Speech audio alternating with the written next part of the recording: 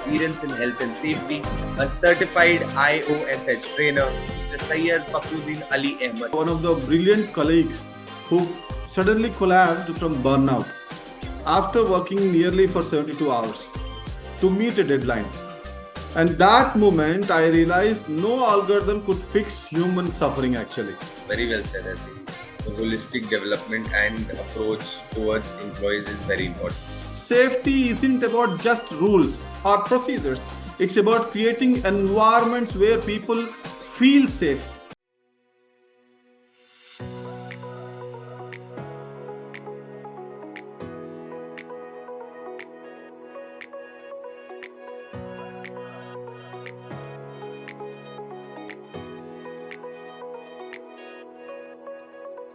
Hello and welcome everyone to another exciting episode of FaceTime with Leaders brought to you by Directors Institute, World Council of Directors. I'm your host Tanay All, and today we have someone truly special joining us. He's a professional with over 18 years of experience in health and safety, a certified IOSH trainer, and someone whose work has impacted industries far and wide. It's a pleasure to have Mr. Syed Faqruddin Ali Ahmed here with us today. Thank you for having me, Mr. Tanay. It's an absolute pleasure to be here. Pleasure's all ours, sir. We're thrilled to have you. You've built an incredible career, and what stands out about your journey is not just your technical expertise in mental health and safety, but your ability to connect with people and inspire change. From training individuals to advising organizations on creating safer work environments, you've truly made a mark. Thank you, Tanay. It's been quite a journey, actually, and I'm excited to share a bit about my experience today. Perfect, sir. So, without any further delay, let's dive right into today's discussion. Sir, I would first like to start right from the beginning. I'm really curious to hear your story, what your journey has been like, how did you get started, and what were some of the key moments that shaped where you are today? My journey wasn't a straight path, actually. Like many, I started a completely from a different field. Interestingly, my career began with the software field, actually. And I was programming away, thinking about my future would be in technology and all.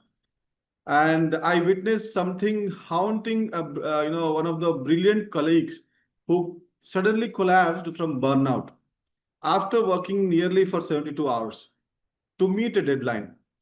And that moment, I realized no algorithm could fix human suffering actually. Then I pivoted into the health and safety field, and I thought to work on the people, to protect the people and not the products.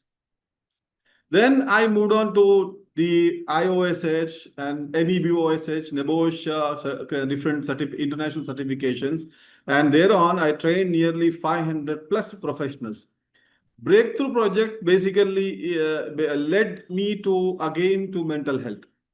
Health and safety ultimately led me to mental health safety because mental health is one of the crucial part of employees' life.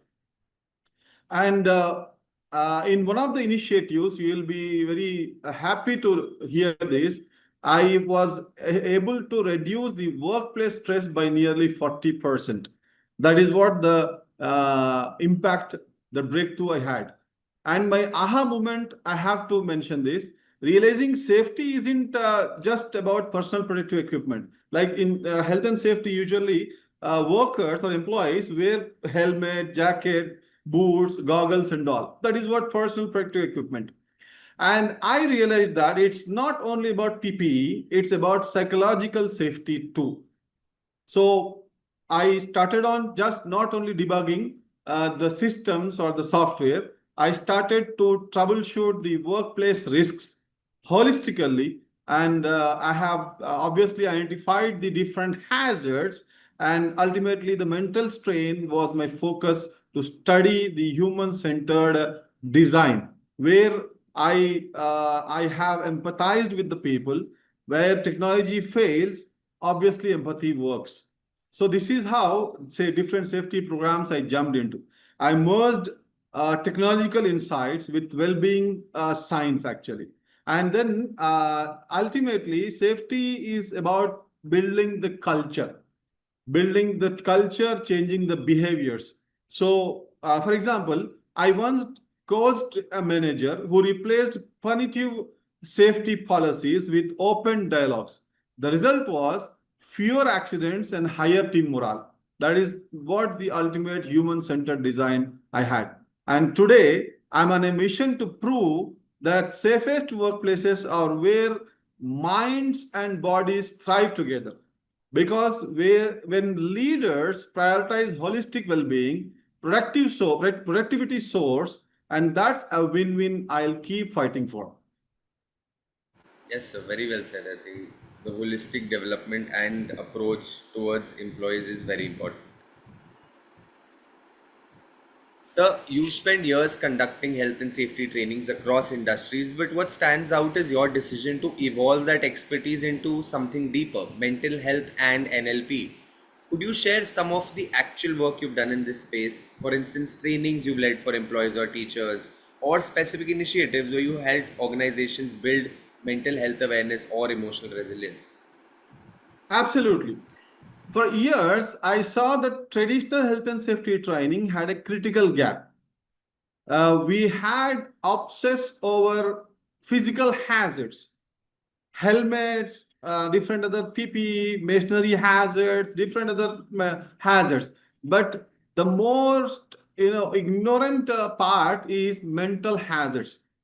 Basically burnout, stress, and psychological unsafety. All these ultimately leads to different sorts of health issues. So, for example, one of the supervisors told me my team wears all PPE, personal protective equipment, but minds are exhausted. Now tell me how we are going to protect that particular aspect. That question basically changed everything. So I realized you can't achieve zero accidents if stressed minds are at the work. Obviously, they are gonna make a mistake. And second important thing is compliance is merely meaningless. If people are too anxious to speak up about risks, obviously it's not going to work again. And third important thing is true safety isn't about just rules or procedures. It's about creating environments where people feel safe. So I dove into mental health and NLP, neuro linguistic programming, to bridge that particular gap. So now I have to say I have started to rewrite the leader's communication. That means, but blaming is turned into curiosity. It's not just blaming someone saying that you are responsible for so and so accident or near miss or anything. It's ultimately curiosity. That means you are trying to reframe the question that you're going to ask. Mental health frameworks has to be worked on. Teaching managers to spot burnout cues. That is one of the most important things that can cause harm. So now, when I train the teams, we don't just discuss about the lockout and tagout or safe systems of work, permit to work. We will discuss about the stress blackouts also, how fatigue can lead to fatal errors.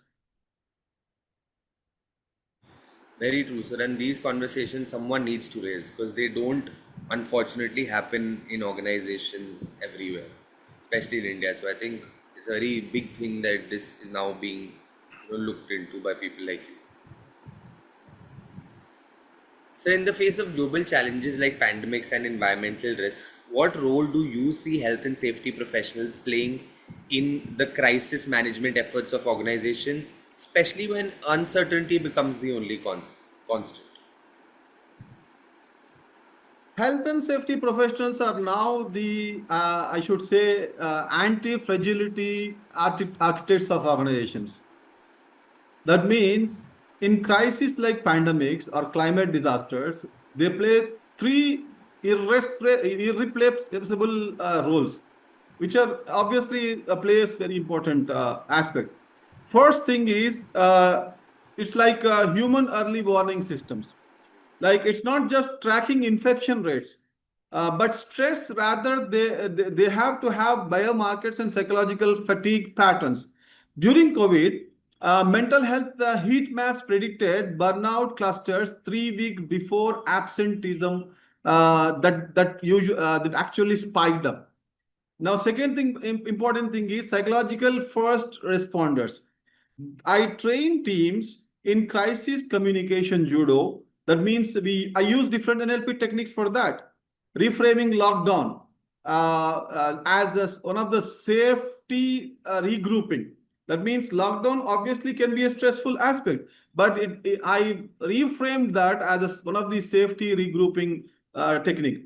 Anchoring is also another important technique. Anchoring panic to physical calm triggers, like example like breathing resilience or exhale paralysis. All these basically these are the different techniques which restored operations 5 times faster.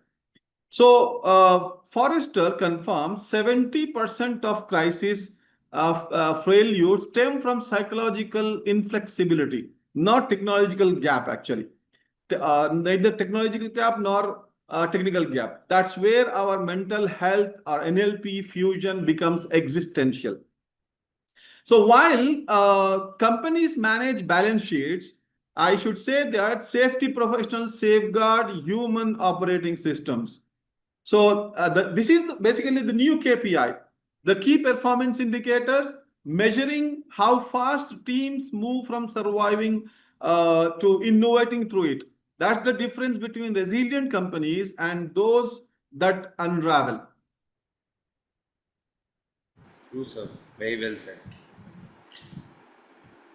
So, can you tell us about the kind of transformations you witnessed through this work? Maybe an example of where your NLP techniques helped a client, be it an employee, teacher, or even a leader, overcome a mental barrier, manage stress, or unlock better performance. So I would mention one of the transformational stories, like the fear-driven manager, I should say. Client basically, he was a plant manager where high accidents and low morale was there, and the barrier was it led through intimidation. Teams basically hid the mistakes. Now, I obviously intervened with NLP, reframing his strictness, the manager's strictness as a safety risk. Rather, it's not a strength actually, it's a safety risk that manager is carrying on. So I created a calming anchor, touching his pen before reacting. So that means he will be touching his pen before reacting. The ultimately, which makes sure that he obviously gets calmed down. And I particularly anchored this with his one of his life's one of the most calmful situation where he will be very at ease and very serenity. Now this particular anchor technique created a very a great impact on the manager. This replaced a question. Again, I worked on his communication patterns. Instead of asking why did you fail or where did you fail, what actually made you meet with an accident, I replaced that communication pattern with what stopped you. That means it's not about blaming. It's ultimately inquiring. It's not intimidating. So this resulted within 6 months nearly 57% fewer accidents. It decreased gradually the accident levels and nearly I think some crores of rupees. Obviously, accidents. It's for some organizations, health and safety might be a cost to the company, but if we are saving the accidents, you are saving huge money of the organization. Ultimately, we can say that health and safety is the benefit to the organization. So you will be surprised. His wife himself was surprised the change that he had in his body language. So the ultimate takeaway is the most vital safety gear is not helmet, is not PPE. It's the leader's words. It's the leader's statements, which ultimately, fear breeds silence, and curiosity saves basically lives. This is how these different techniques like anchoring, reframing, really helped with respect to the plant manager. Another example I would like to quote here is within a very short span, a teacher used NLP visual quash. The reason was she had very a very high terrible experience with technology because it was total online era. COVID was totally online era, but she had that fear of online classes with a memory of mastering chalkboards and all. Soon I tried to worked with the NLP with visual squash, and which ultimately helped her to run India's first virtual science fair. That is what the transformation that she had. And she was really great to see how a person transforms from a negative pattern to a limiting belief to a positive belief. This story actually positions you as a change agent, and it turns breakthrough into systematic results actually. True, sir. And I think, like you said, it's a change in mindset which can change lives. It's not something small. It can change someone's absolute perspective on how they see people, what they want to do, everything. Sir, we've heard about your impressive journey and all the incredible work you're doing in health and safety. So, our question to you is, looking ahead, where do you see yourself in the future? Like, are there any specific aspirations you have, not just in your field, but also in terms of reaching the boardroom and leadership roles within organizations? My trajectory has one clear mission to evolve from training rooms to boardrooms, making psychological safety a strategic priority at the highest levels of organizational leadership. I have short-term, mid-term, and long-term, targets, or you can say which ultimately wants to create impact. Short term, as part of nearly 3 years, for 3 years, next 3 years, scaling impact actually is my goal. That means embed well-being into core operations for nearly different organizations. That means partner with different managers, CEOs, and ultimately infuse NLP resilience protocols into leadership pipelines, and ultimately prove that teams with high psychological safety outperform peers by 25% crisis response. Then next midterm is within a span of 3 to 5 years. After that, rewriting leadership playbooks. This is one of the most important things I want to work on. That means aspiration is to become the first chief psychological safety officer at a Fortune 500 firm. Why? Because to ensure well-being is not simply a cup of HR side project. It's embedded in strategy, mergers, and risk governance. So ultimately, it will be a tangible shift, transforming board KPIs. That means lost time injuries will be obviously converted into psychological recovery time after disruptions. Then, as part of long-term strategy or mission, with this aspect is to shape the global standards. That means legacy project pioneering. That means to pioneer the resilience index, like Dow Jones style metric ranking companies on holistic human sustainability, policy influencing, advice as per WHO, ILO on making mental resilience non-negotiable in ESG frameworks. So ultimate vision is a world where every CFO reports psychological safety alongside profits, because thriving minds build unbreakable businesses. Very well said. So I think if we are growing towards mental health and safety, we need the same people to have stronger positions in organizations to help and influence decision making from the top. So now with the growing emphasis on ESG standards, companies are clearly considering a more holistic approach to their operations. Mr. Syed, how do you see the role of health, mental health and safety aligning with these broader ESG goals in organizations? It's such a timely and important conversation, especially as we look at how businesses are evolving in their responsibilities. That's a great question. Health, mental health, and safety are becoming central to the ESG goals, because they fall right under the social pillar, which focuses on how companies treat their people and communities.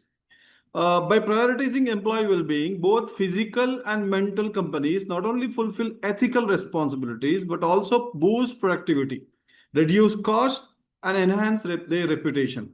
A strong focus on health and safety helps create a positive work environment, builds trust with stakeholders, and is increasingly expected by investors and regulators as part of responsible business practices.